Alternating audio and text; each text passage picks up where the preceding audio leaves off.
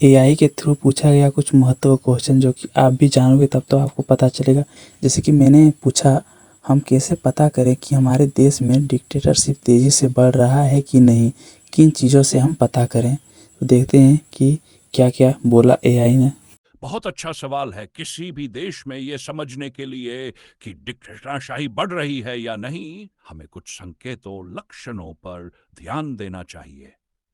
मुख्य संकेत जिनसे पता चलता है कि डिक्टेटरशिप बढ़ रही है: अभिव्यक्ति की स्वतंत्रता पर रोक, मीडिया, पत्रकार, कलार या आम जनता को सरकार के खिलाफ बोलने पर डराया या दबाया जाए, सोशल मीडिया पोस्ट या विचार व्यक्त करने पर भी कार्रवाई हो। 2, विपक्ष का दमन, विपक्षी पार्टियों को कमजोर करना, नेताओं को जेल में डालना या चुनाव में भाग लेने से रोकना, चुनावी प्रक्रिया को नियंत्रित करना। 3, न्यायपालिका और संस्थाओं पर नियंत्रण, कोर्ट, चुनाव आयोग, पुलिस और अन्य संस्थाएं सरकार के इशारे पर काम करने लगे, निष्पक्षता खत्म हो जाए। 4, अत्यधिक राष्ट्रवाद का प्रचार, सरकार बार बार देश के नाम पर सबको चुप कराने लगे, असहमति को देशद्रोह कहकर दबाया जाए। चुनावों की विश्वसनीयता घट जाना, चुनाव तो हो पर निष्पक्ष न हो, एक ही पार्टी या नेता बार बार सत्ता में रहे बिना असली प्रतिस्पर्धा के।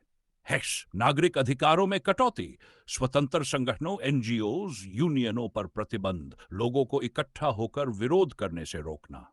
सेना और पुलिस का राजनीतिक इस्तेमाल, सुरक्षा बलों का इस्तेमाल जनता को डराने, विपक्ष को कुचलने या चुनाव प्रभावित करने के लिए किया जाए।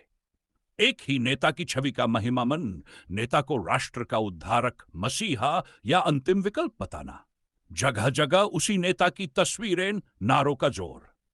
अगर किसी देश में ये चीजें लगातार बढ़ती दिखने लगे तो समझना चाहिए कि लोकतंत्र की जगह धीरे धीरे डिक्टेटरशिप जड़ें जमाने लगी है। ठीक है, मैं आपके लिए भारत में चुनाव आयोग की निष्पक्षता पर उठे कुछ बड़े विवादों की सूची तैयार करता हूं।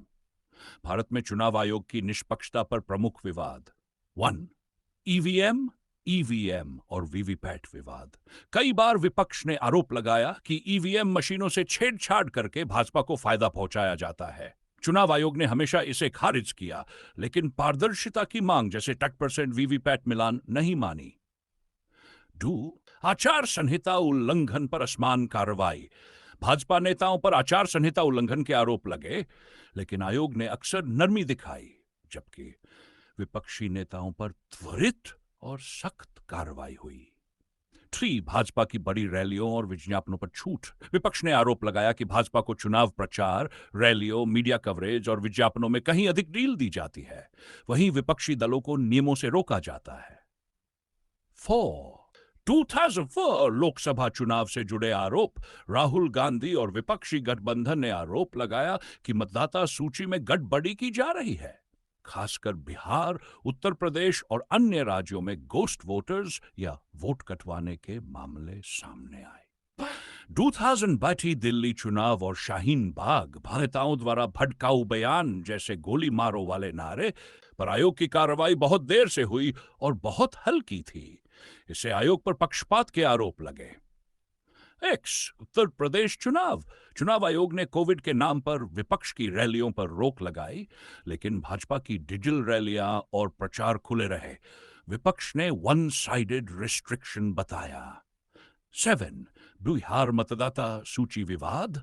ताजा मामला, राहुल गांधी और तेजस्वी यादव ने आरोप लगाया कि भाजपा मतदाता सूची में हेरफेर कर रही है। चुनाव आयोग ने प्रेस कॉन्फ्रेंस करके आरोपों को खारिज किया, जिससे विपक्ष ने कहा कि आयोग सीधे भाजपा का बचाव कर रहा है।